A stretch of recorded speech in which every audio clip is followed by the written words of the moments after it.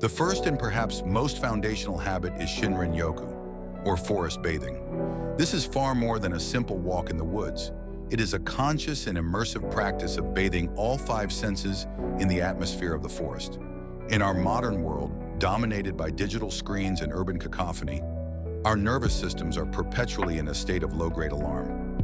Shinrin-yoku acts as a deliberate antidote. By mindfully noticing the dappled light through the canopy, the scent of damp earth and pine, the texture of bark, and the complex symphony of birds and rustling leaves, we are not merely relaxing.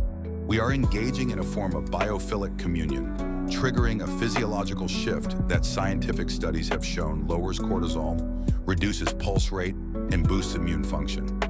It is a practice of remembering that we are part of nature, not separate from it. And in that remembering, we find a deep, cellular-level restoration that quietens the frantic modern mind. This mindful attention to our environment can be brought into our daily lives through the habit of kaizen, or continuous improvement. Western self-care often falls prey to an all-or-nothing mentality, where we set monumental goals and then experience profound guilt and burnout when we fail to meet them. Kaizen elegantly dismantles this destructive pattern by focusing on tiny, incremental, 1% improvements. The power of Kaizen lies not in the scale of the action, but in its consistency and its gentleness. Committing to just 1 minute of meditation, putting on your walking shoes even if you don't go for the walk, or reading 1 page a night. These acts are so small that they bypass resistance and anxiety. Over time, this builds not only tangible progress, but more importantly, an identity of someone who keeps their promises to themselves. It is the cultivation of self-trust through manageable, daily faithfulness. The Japanese aesthetic principle of wabi-sabi offers a radical form of emotional and spiritual self-care by teaching us to find beauty in imperfection, impermanence, and incompleteness. In a culture obsessed with curated perfection and agelessness, wabi-sabi is a healing balm for the soul. It is the quiet appreciation of the crack in a ceramic bowl repaired with gold, kintsugi, the serenity of moss growing on a weathered stone, or the acceptance of the changing seasons within our own bodies and lives. Applying wabi-sabi to self-care means releasing the exhausting pursuit of being a perfectly calm, productive, and enlightened individual. It allows us to embrace our flaws, our setbacks, and our aging not as failures, but as evidence of a life authentically lived. It is the profound self-care of self-acceptance, of finding the unique beauty in our own personal cracks and repairs.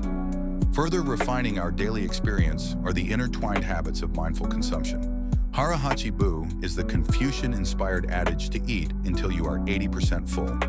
This is not a restrictive diet, but a practice of conscious interoception, listening to the subtle signals of the body.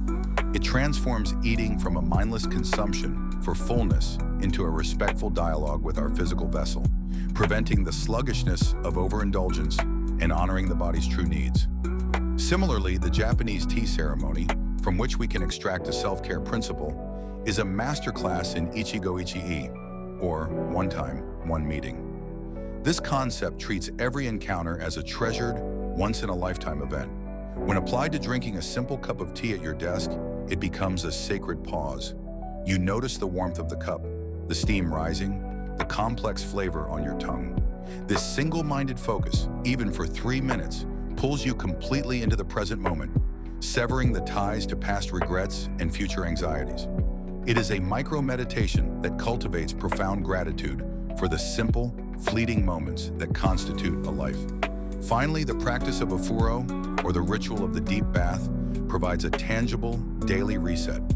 Unlike a quick shower focused on hygiene, ofuro is about purification and release.